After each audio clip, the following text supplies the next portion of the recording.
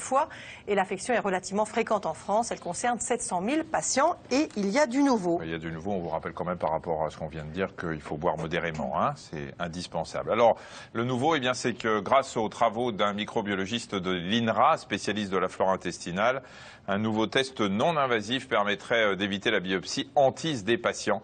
Le docteur Ehrlich, chercheur à l'INRA, a découvert que la cirrhose du foie modifiait notre flore intestinale.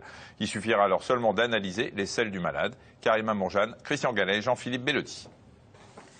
Francine Leblaise va passer la journée à l'hôpital. Son médecin soupçonne une cirrhose du foie.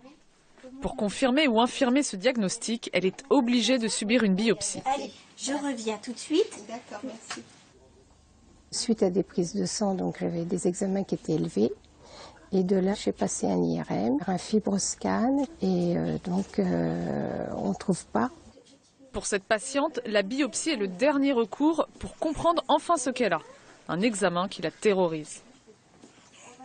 Donc Madame Leblaise, je vous ai donné un petit médicament contre la douleur et un autre médicament pour vous décontracter un petit peu. D'accord? Ça agit assez rapidement. Hein. D'ici un petit quart d'heure, ça va agir. Le temps que le médecin fasse l'échographie, ça sera efficace. D'accord? D'accord. Tout va bien se passer. Voilà.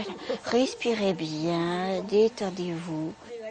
C'est un geste quand même, c'est impressionnant avec une aiguille et tout ça. Donc les gens sont très anxieux et après, bon, quand même, ça peut éventuellement aussi faire mal. C'est le docteur Adziou qui va pratiquer la biopsie. Ça consiste à prélever un morceau de foie sous anesthésie locale, le plus souvent. Et l'examen sous microscope de ce morceau de foie nous indique l'état des lésions du foie. Et si l'on pouvait limiter ce geste et le remplacer par un examen beaucoup moins invasif? Nous sommes à l'INRA, à Jouy-en-Josas. Et c'est peut-être ici que la solution se trouve. Duško Ehrlich est microbiologiste. Il étudie les bactéries naturellement présentes dans notre intestin. Un bouillon de culture qui en dit long sur notre état de santé. On a trouvé un changement considérable des microbes qui vivent dans l'intestin chez les malades de cirrhose. À notre grande surprise, ces changements correspondaient à une très grande partie à une invasion de l'intestin par les bactéries de la bouche.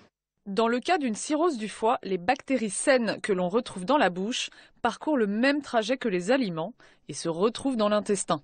Les bactéries de la flore buccale envahissent la flore intestinale. Ensuite, la digestion fait son travail et les bactéries de la bouche se retrouvent dans les selles. Juste en regardant la quantité de ces bactéries dans les patients, on peut non seulement dire « Ah, cette personne est malade », mais aussi on peut dire quel est le degré de ces maladies, tout simplement en examinant les selles d'un individu. Diagnostiquer une cirrhose du foie par une simple analyse des bactéries contenues dans les selles serait une avancée considérable. À l'hôpital, l'anesthésie a fait son effet. C'est l'heure de la biopsie. Ça va toujours? D'accord, ne parlez plus. Soufflez un tout petit peu l'air.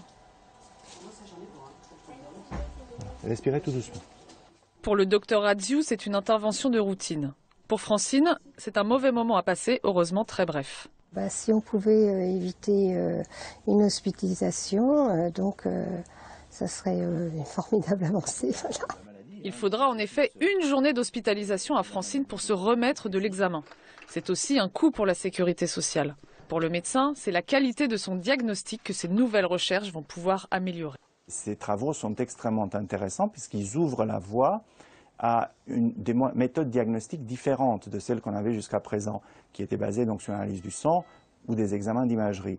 Et il est dans l'intérêt du clinicien d'avoir des examens de nature très différente afin de pouvoir recouper les résultats et avoir plus d'éléments pour trancher le diagnostic final. Ce test non invasif pourrait être opérationnel d'ici 1 an. Reste aux autorités de santé à valider ce protocole expérimental.